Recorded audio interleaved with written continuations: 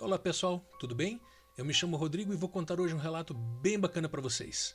Já gostaria de pedir para que você clicasse no botãozinho de se inscrever e deixasse o seu like, obviamente, né? Que isso ajuda bastante o canal a crescer, ok? Então vamos lá para o relato de hoje, que se chama Visitantes. Deixa eu ver aqui. Ah, tá. Os nomes dos envolvidos e os locais foram alterados para manter a privacidade.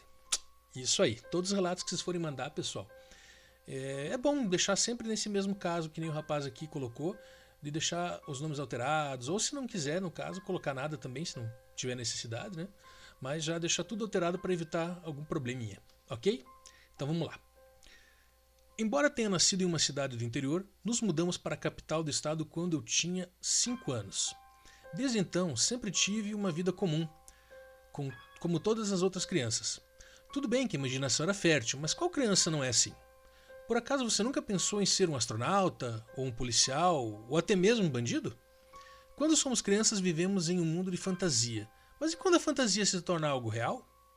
Ao chegarmos à capital, tivemos que ficar em um casarão alugado até que a nossa casa terminasse de ser construída. Não construímos a nossa casa em cima de um cemitério. Maravilha, né? A casa ficou pronta e logo estávamos desfrutando do espaço que ela tinha, que, por sinal, era bem grande. Isso, claro, na visão de uma criança. Era início dos anos 70 e a diversão era bem diferente da atual. Brincar com bolinha de gude, jogar pelado na rua. Ele colocou aqui entre parênteses: pelada é futebol. Beleza. Transformar lata de leite em pó em carrinho, etc. Não havia computadores, nem celulares e nem videogames. Quando não estava brincando com os amigos, estava com a família e vizinhos sentados nas cadeiras que colocávamos em frente da casa. Era quando os adultos contavam as histórias de causos, muitas delas envolvendo minhas tias por parte de mamãe. E minha família por parte de mãe era espírita em sua maioria, diferente da parte do meu pai, que eram mais racionais. Foi em momentos assim que descobri que eu tinha uma tia que via bolas de luz flutuando pela casa dela, e que um tio via pessoas mortas e por aí vai. Mas eu sempre pensei que essas histórias eram para meter medo nas crianças. Claro que isso funcionava, mas sempre ficou como algo da imaginação. Como tudo aquilo poderia ser real? Pois bem, o tempo foi passando, estudava, brincava e a vida era boa, na visão de uma criança. E quando minha prima vinha passar o final de semana aqui em casa, era melhor ainda. Tinha alguém da minha idade para falar coisas de criança. Era um desses fins de semana, minha prima Tássia veio passar a noite. E como todos iriam sair e só voltariam no dia seguinte, ficamos apenas eu, Tássia e minha mãe. Tínhamos aquela casa toda para correr e brincar. Chegou a noite e, após jantar, fomos assistir um pouco de televisão. Sim, tínhamos uma TV, mas era preto e branco. TV colorida era para os ricos. No meio do telejornal, faltou energia elétrica, comum naquela época, principalmente quando caía aquela chuva forte com direito a relâmpagos e trovões. Aliás, bons tempos, pois costumávamos fazer barquinhos de papel e sair na chuva para colocá-los nas águas que desciam pelas ruas. Oh, é legal, eu já fiz isso também.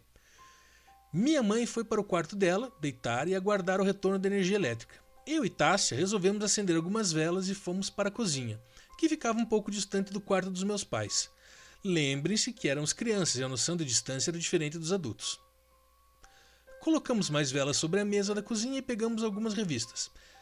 Eram revistas com várias reportagens e imagens e ficamos folheando as revistas e conversando. O tema da conversa acabou indo para os causos da família, como a tia Ângela que via as esferas de luz flutuando pela casa ou o tio Carlos que via os fantasmas. Embora ficássemos rindo dos causos, eles sempre nos metiam um certo medo. Já pensou se aparecesse uma bola de luz aqui? Perguntou Tássia. Ah, eu pegava uma para ver como é. Eu falando para parecer todo corajoso para minha prima. Duvido que você iria pegar uma. Claro que pegava. E se aparecesse algo mais, ia querer falar com a coisa. E ríamos enquanto íamos folheando as revistas. Mas, como aprendi anos depois, cuidado com o que você pede, pois o universo dará um jeitinho para torná-lo realidade. Eu vi uma foto que chamou minha atenção. Era de um homem usando algo que parecia uma fantasia. Estava maquiado de um jeito estranho, como se estivesse com sangue no rosto. Mostrei para Tássia rindo. Olha o fantasma aí! De alguma forma, algo na atmosfera da cozinha mudou. Nunca tinha percebido um silêncio tão grande. Tássia também notou e olhou para mim com os olhos arregalados. tem algo estranho. A questão era, havia algo na cozinha, e bem perto. Não víamos, mas dava para sentir de alguma maneira. Nada, é imaginação, falei. Neste momento senti um ventinho frio e fiquei todo arrepiado. Foi aí que ouvimos um som como se alguém estivesse andando e arrastando os pés. É difícil descrever a quantidade de emoções que apareceram.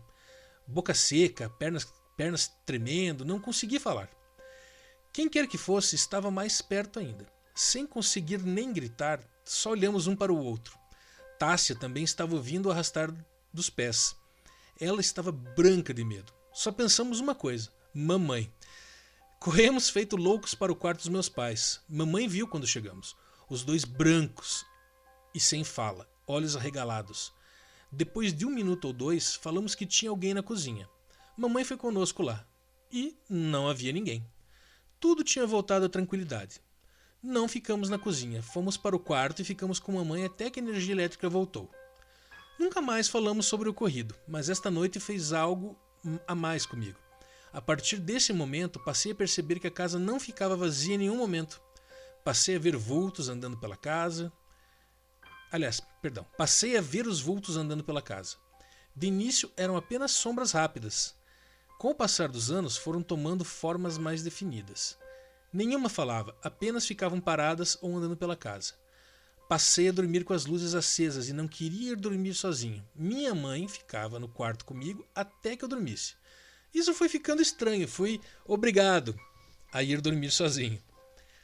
Não dava para explicar para os meus pais o que eu via, mesmo minha mãe sendo espírita. E foi desta forma que os visitantes se tornaram visíveis para mim. E foi por causa disso que passei a estudar o esoterismo com o decorrer dos anos e fui aprendendo e entendendo mais sobre o mundo espiritual e as várias dimensões em que vivemos. Então, quando você ver pelo canto dos olhos algo como uma sombra, tenha certeza de uma coisa: não é uma sombra. Com o passar do tempo, não apenas via, mas passei a ouvir coisas. Mas isso é outra história. E esquecendo, não me apresentei. No momento, podem me chamar pelo meu nome místico. Me chamo Merlin. E cuidado com o que você pede, pois seu desejo pode ser realizado. Tá aí uma história, um relato no caso, né? Bem bacana, bem legal mesmo. Gostei. Mas e aí, pessoal? O que vocês acham a respeito disso? Mas até agora uma pergunta interessante, tipo, a mãe era espírita, mas não acreditava, não ia acreditar? Por que isso, será? Será que tipo, faltou um pouco assim de menos receio para contar para a mãe? Acho que ela ia acreditar sim, hein? Enfim. É isso aí então, pessoal. Por hoje ficamos nesse relato só. E se você também tem um relato bacana, mande pra gente. O nosso endereço está aqui na descrição do vídeo. Né? É assombracoins.verdadeiras. Sem o cedilhazinha e o tio, né? assombracoins.verdadeiras@gmail.com. Beleza então, pessoal? Fico no aguardo do seu relato. Ok? Um abraço e até mais.